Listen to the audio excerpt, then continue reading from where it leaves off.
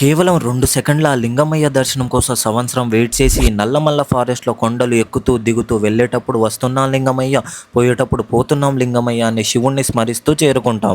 ఇదే సలేశ్వరం యాత్ర.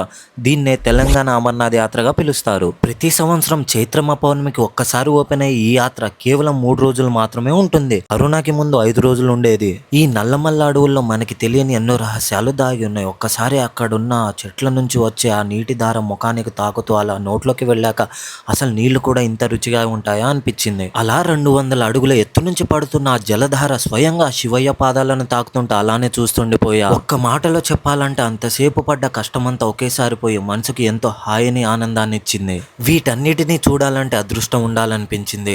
ప్రతి సంవత్సరం చాలా మంది వెళ్ళాలనుకుంటారు, కానీ ఏదో ఒక కారణం వల్ల ఆగిపోతారు. మీకు వీలైతే ఎప్పుడన్నా ఒకసారి వెళ్ళి చూడండి, మీకే అర్థమవుతుంది. ఇంకా లేట్ ఎందుకు, మీ ఫ్రెండ్స్ అండ్ ఫ్యామిలీకి ఈ వీడియోని షేర్ చేసి ఇప్పుడే ప్లాన్ చేసేయండి. పోతురా లింగమయ్య.